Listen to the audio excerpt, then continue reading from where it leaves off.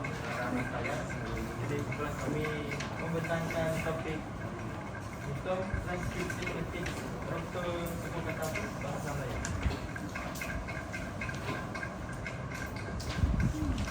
Bentuk itu adalah rentetan dua bunyi vokal yang mempunyai satu puncak kelantangan dan diucapkan dalam satu hembusan nafas. Kelantangan adalah pada vokal pertama, diftong sebagai satu fonem, berbentuk satu suku kata sahaja. Semasa menghasilkannya, wujud geluncuran bunyi vokal iaitu daripada satu vokal yang mendahului kepada satu vokal lain yang mengikutnya. Tidak wujud hentian yang boleh memisahkan kedua-dua vokal sehingga terbentuk dua suku kata. Berarti berlaku geluncuran lidah daripada kedudukan penyebutan satu bunyi vokal kepada penyebutan vokal yang lain.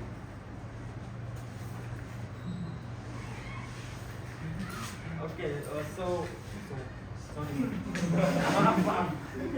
Diftong ini dia satu perkataan dan satu suku kata saja. Contohnya, saya bagi 3 contoh.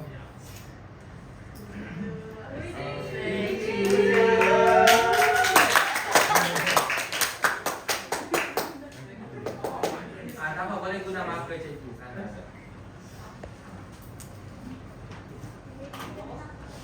Lihat, contoh dia betul ke tak?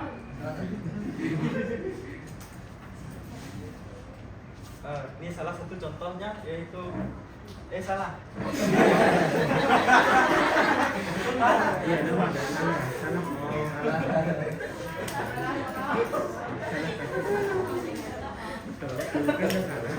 Orang cas. Oh, nanti 20 bagian ya. Ada saya buat contoh dia tadi sebelum bentang. Tapi dia tetap Apa contoh diftong? tiba-tiba ada hilang. Ada hilang. Okey. Kenapa hilang? Wow. Macam ni. Ini adalah diftong. Ini adalah kamu sebut dia satu kali saja jalan.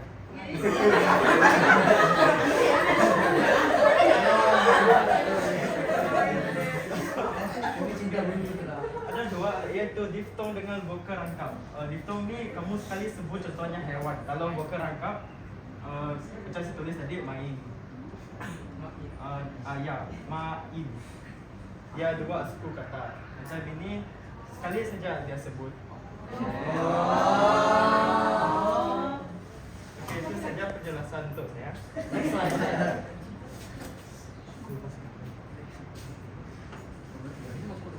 Ya. Ini adalah dia punya Dia punya apa? Keratan bentar. saja kedudukan diftong. Di hadapan ini adalah sempit. Okey, jadi contohnya kalau kita nak menghasilkan diftong I, macam mana kedudukan itu? Macam mana prosesnya? Kita nak menghasilkan I untuk haiwan tadi. Oh no. Yalah. Lepas tu, Uh, apa yang berlaku pada kedudukan lidah itu? dia di bahagian hadapan. Tiga di hadapan. Lepas tu apa yang berlaku? Macam mana luas itu boleh pergi ke sempit? Kedudukan lidah dia cemil. Macam mana? Tapi itu macam dia terus naik ke atas. Ya lah, naik atas sampai separuh sempit. Sampai separuh sempit dia. Sampai sini.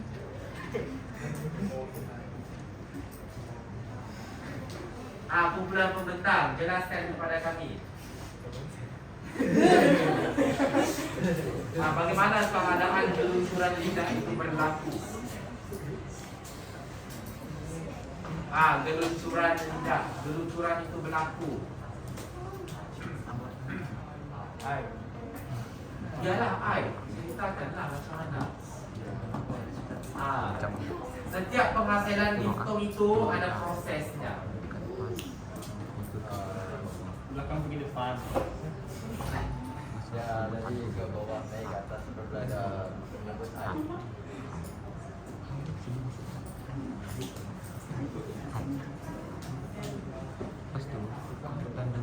Nih, kemudian kedudukan lidah digeluncurkan ke arah penghasilan vokal depan sempit. Maksudnya, dia daripada luas tu kan, A itu digeluncurkan naik ke atas. Okey? Lalu terhasillah bunyi I itu. Okey? Jadi kamu kena rujuk jadual yang dalam modul kamu. Okey? Cara penghasilan diftong. Okey? Nanti bulan pembentang bawa ulang kaji balik. Keterangan rajah tu tadi, anak panah menunjukkan arah geluncuran lidah. Bahagian akhir anak panah menunjukkan had geluncuran lidah. Contoh, semasa membunyikan diftong I yang tadi tu, walaupun geluncurannya lidah menuju ke arah kedudukan semasa membunyikan vokal I, tetapi lidah tidaklah dinaikkan terlalu tinggi sebagaimana menyembunyikan vokal I. Membunyikan vokal I. Okey, teruskan.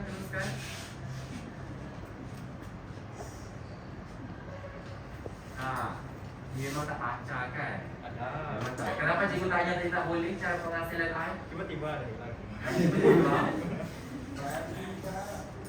Okay, cara penghasilan diftong dalam bahasa Melayu ada 3 saja, iaitu I, au, oi. Untuk I, cara penghasilannya depan lidah pada mulanya diletakkan pada keadaan semasa menghasilkan vokal A. Kemudian kedudukan lidah digeluncurkan ke arah penghasilan vokal depan sempit I, tetapi tidak setinggi waktu membunyikan vokal I. Lambang I ini juga pita suara bergetar. Contoh dalam perkataan ideal, icing, haiwan, khairat, ramai dan salai. Untuk lambang au, depan lidah pada mulanya diletakkan pada keadaan semasa menghasilkan vokal depan luas A. Kemudian ia digeluncurkan ke arah penghasilan vokal belakang sempit U, tetapi tidak setinggi sewaktu membunyikan vokal U, pita suara bergetar. Contoh dalam perkataan aurat, audio, raudah, tauliah, rantau dan pulau. Untuk lambang oi, belakang lidah pada mulanya diletakkan pada keadaan semasa menghasilkan vokal belakang separuh sempit O. Kemudian lidah digeluncurkan ke arah penghasilan vokal depan sempit I, tetapi tidak setinggi sewaktu membunyikan vokal I, pita suara bergetar. Oi, kata seru. Oi koi. Oi lium, istilah sains biologi. Boykot, amboy, sepi, ekspor, paroi.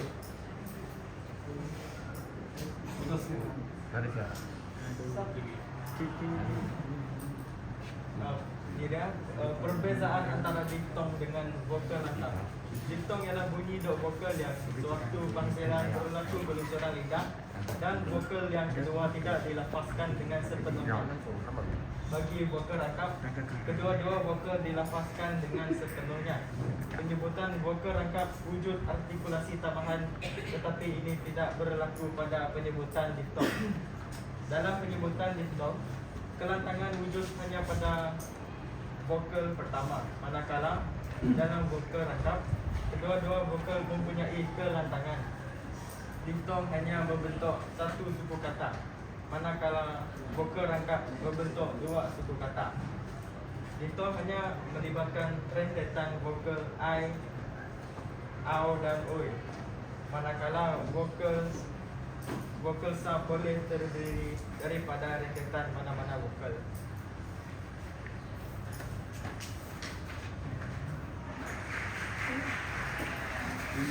Okey kelas, jadi kamu kena ingat perbezaan antara diftong dengan vokal rangkap tadi. Okey, mana satu yang ada satu puncak kelantangan. Okey, suku katanya. Jadi kamu kena ingat perbezaan antara vokal rangkap dan diftong. Okey, teruskan. Kuat sedikit Myron, tak dengar.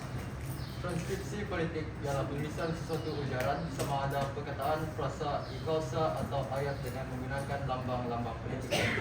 Lambang fonetik bersifat universal. Maksudnya, semua bahasa apabila merakamkan sesuatu ujaran dalam bentuk transkripsi fonetik, maka lambang bagi sesuatu bunyi itu adalah sama dan pembunyian juga sama. Ini adalah The International Phonetic Alphabet. International, ini adalah konsonan yang saya jumpa dari Google. Kita dari Modu. Contoh transkripsi fonetik, dialek, transkripsi fonetik dan makna, nama,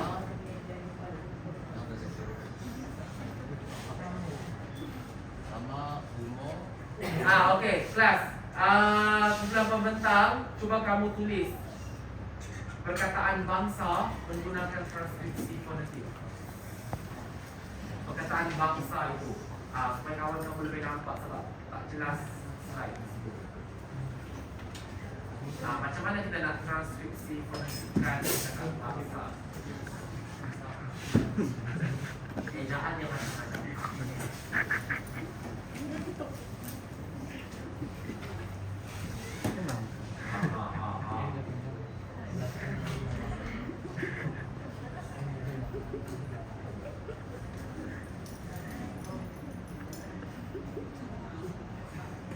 Itu banyak.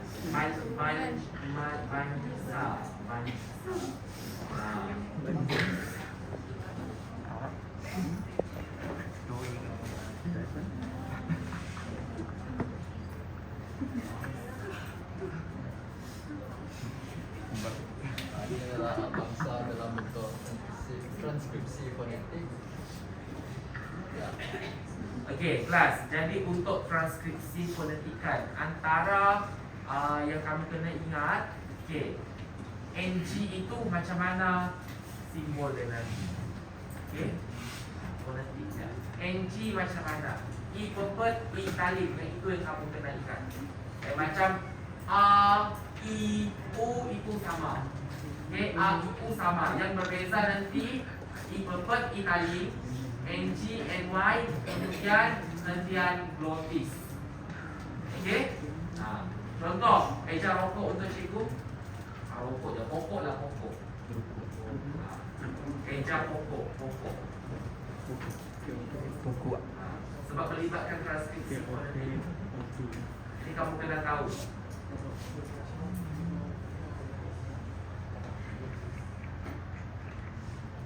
Betul salah? Untuk transkripsi fonetik? Salah. Macam mana sebutan dia? Kalau kamu eja P, okey. Pokok.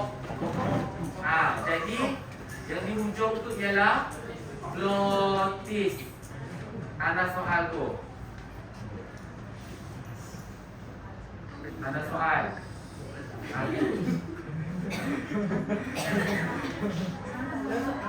Ada soal.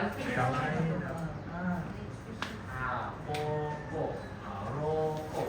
Kelas 3A. Konsonan K dia tidak ada di bahagian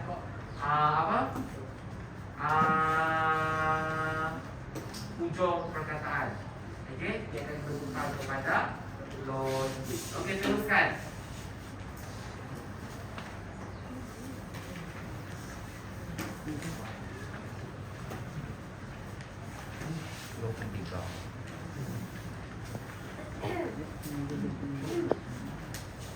Unit bunyi yang membentuk suku kata boleh terdiri daripada satu bunyi vokal atau gabungan antara vokal dengan konsonan. Terbahagi kepada 11 pola, 4 daripadanya merupakan suku kata asli bahasa Melayu, manakala yang 7 bagi ialah pola suku kata pinjam. Vokal, ubat, aku, itu, eka, obor. Konsonan dengan vokal, kubu, satu, bata, kaki, pula, soto. Vokal konsonan ambil, akbar, umpil, artis, ingkar, emleg. Konsonan vokal dengan konsonan. Hampar, kental, terbang, kandang, kertas. Okey, kejap. Okey kelas, kamu lihat pola V, KB, VK, KVK. Kamu lihat itu adalah pola untuk ejaan dalam perkataan asli bahasa Melayu. Okey, kamu tengok contoh pola V, vokal. Okey, maksudnya dalam perkataan tersebut hanya vokal itu yang membentuk satu suku kata. Contoh ubat.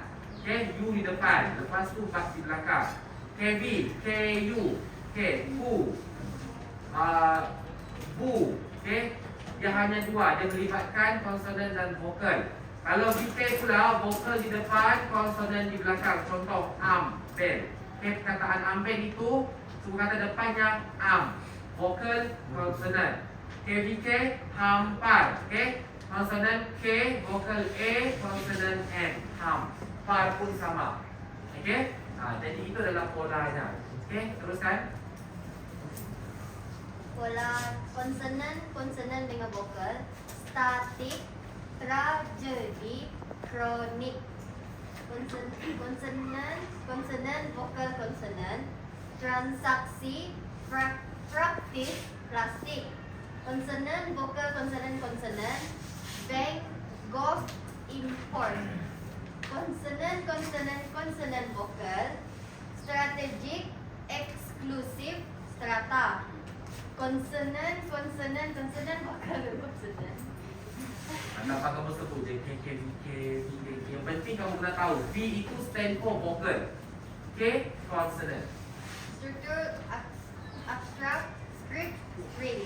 VKK, export, extreme, expatriate. KK, BKK, complex, plainton, retroflex. Okey kelas. Yang itu adalah untuk kata pinjaman. Okey, dalam ujian, dalam soalan kadang-kadang dia akan minta. Okey. Dia suruh kamu kena pasti antara 1, 2, 3, 4 itu mana satu yang memenuhi pola suku kata itu tadi. Jadi kamu kena tahu. Okey. Jenis-jenis suku kata. Suku kata terbagi pada dua. Suku kata terbuka, suku kata tertutup. Suku kata terbuka ialah suku kata yang diakhiri oleh bunyi vokal. Misalnya siku, saku, saya, gua ayah, Bu ayah, bu ayah, bu ayah. bu ayah, dan mari. Suku kata tertutup ialah suku kata yang diakhiri oleh bunyi vokal. Misalnya kuntum, sembang, sungguh, berenang, gersang, pantas, dan tekan. Okey kelas. Suku kata ada dua, terbuka, tertutup. Kalau terbuka hanya suku kata terbuka diakhiri dengan vokal, kalau tertutup diakhiri dengan konsonan. Ingat dua konsep itu, terbuka vokal, tertutup konsonan. Okey, teruskan. Penyikuan kata. Perkataan dalam bahasa Melayu diberkaskan pada era vokal. Satu vokal membentuk satu suku kata terdiri daripada satu vokal sahaja. Contoh penyekuan kata bagi kata tunggal dengan pola suku kata asli bahasa Melayu. BK, okay. BBK, air, ais. BKB, ayu, ibu. KB, kuya. BKB, salah. BK, atur, akar. KB, jari, ria. KB, kuat, muak. KB, bapa, sapu. KB, kasut, berat. KB, tumpu, raksas. KB, kampung, kamping. Okey, jap. Okey, kelas. Cikgu nak kamu fikir apakah perkataan yang memenuhi pola KB, KVK, KB tambah KVK. Cuba kamu cari satu perkataan. KV tambah KVK. Selain daripada perkataan kasut dan berat itu. KV, KVK. Nah, suara K. Apa ya? Sumbat. Sumbat. Cuba tulis perkataan sumbat di depan dulu. Lah. Kamu tulis KV tambah KVK dulu. Tulis betul besar. Kusut. KV tambah KVK. Okey, kamu tulis tadi perkataan sumbat di bawah. Okey, tak payah kamu tu. Tak payah pisahkan. Sumbat kamu ejaan biasa saja. Kalau boleh ejaan tulisan mungkin sedikit ah. Berdiri sendiri.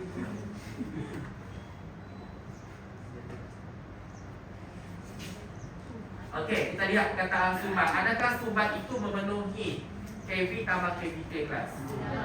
Okey, kita lihat. K, betul tak S itu K? S itu konsonan betul? Betul. V, U, betul. Tapi itu hanya sukatan terbuka dua itu saja kelas. Konsonan dengan vokal. Dari mana timbulnya N itu? Belakang tu VAT itu betul KVK, tetapi bahagian depan tu KV itu kenapa ada M? Jadi contoh yang Elvin beri itu Salah. kurang tepat. Okey, contoh lain. Penuh. Penuh. Cuba eja penuh. Padam sumbat eja penuh.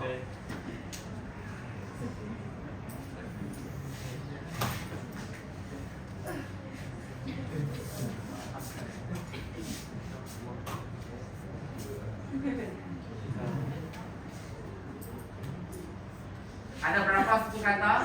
5. Suku kata. Dua. Dua. Adakah suku kata itu memenuhi pola itu? Yakin? Yakin lah? Okey, contoh lain. Bulat. Bulat. Eja bulat. Memenuhi ke tak? Memenuhi atau tidak? Bulat. Memenuhi atau tidak pola itu? Memenuhi. Memenuhi. Okey kelas, contoh seterusnya. KVK, KVK, KVK tambah KVK. VK perkataan yang memenuhi KVK tambah KVK. Sumbat. Pajak. Sumbat. Sumbat betul lah. Sumbat tadi jawapan yang Alvin berikan tadi KVK tambah KVK. Sumbat betul. Terbang.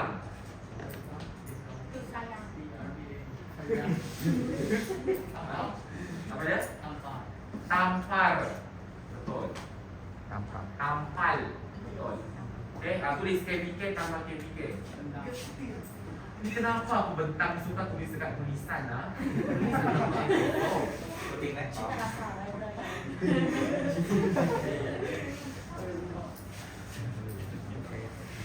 KVK tambah KVK.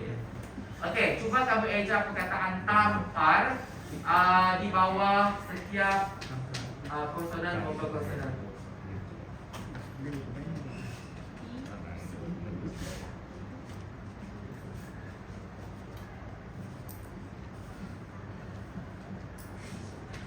Ada dua sukata kan? Memenuhi kan?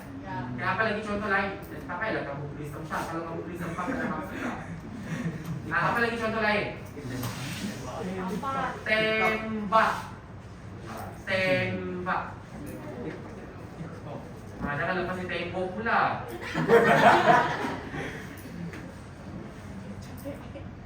Contoh lain selain daripada tempam tu. Apa lagi? Mampus. Mampus. Mampus. Mampus.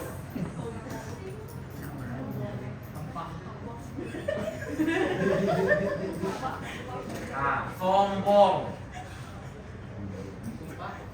Sumpah.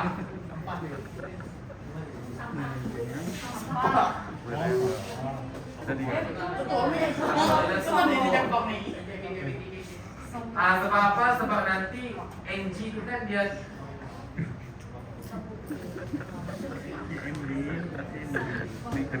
sampah.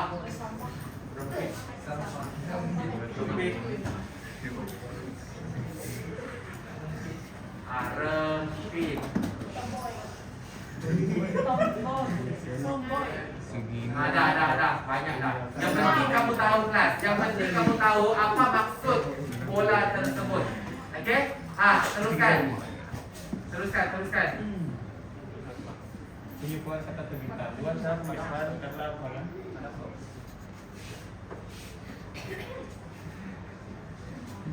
Ini apa mana?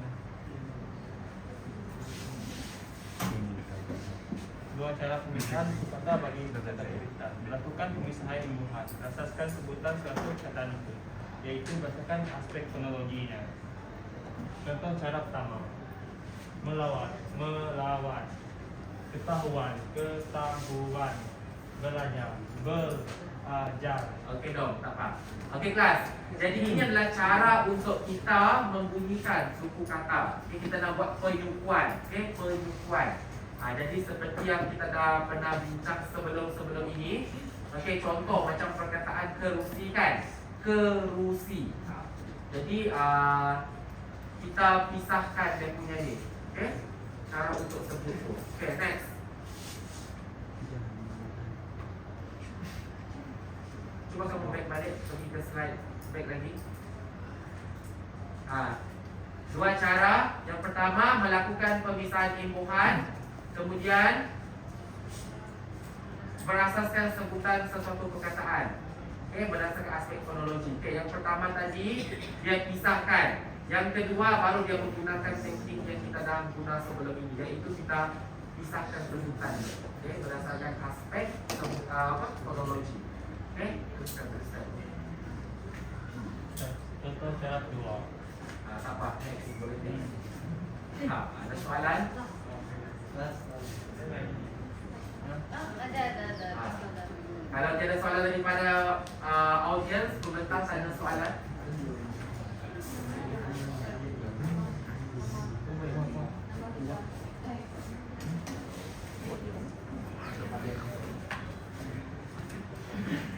Cikgu pilih Udah tolaknya. 1 sampai 59 cikgu. 1 hingga 39. 12. Jam cikgu. Berapa orang? Pilih 4 cikgu. 4. 12. 15. 18. 20. Divide. Ya. Apakah definisi diptong?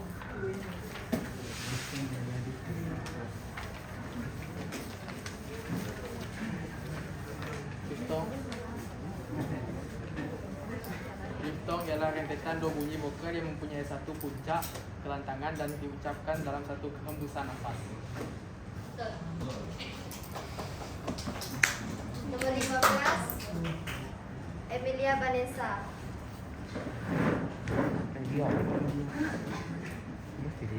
Bagi satu perbezaan diftong dengan vokal rangkap.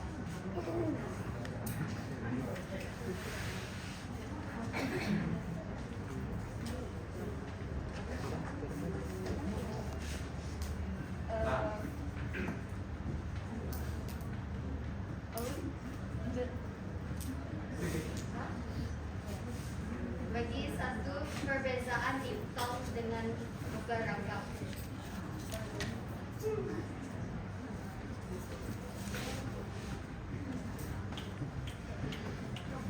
Diftong adalah dua vokal yang suatu penghasilannya berlaku geluncuran lidah dan vokal yang kedua tidak dilafazkan dengan sebenarnya. Ya, betul. Seterusnya Erika.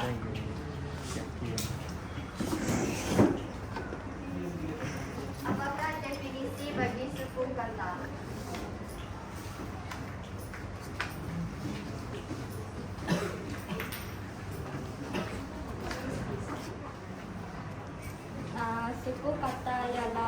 unit bunyi yang membentuk kata. Suku kata boleh terdiri daripada satu bunyi vokal atau gabungan antara vokal dengan konsonan. Ya, betul. Dan akhir sekali kolona. Kolona. Apakah dua jenis suku kata?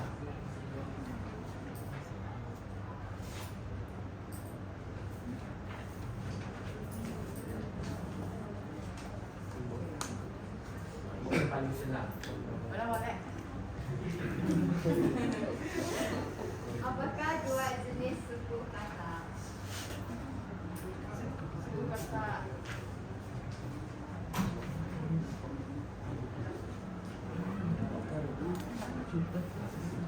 Apakah nyatakan dua jenis suku kata? Senang saja tu. Suku kata pembuka dan suku kata tutup. Dua jenis suku kata. Ya, betul. Thank you. Tangan juga.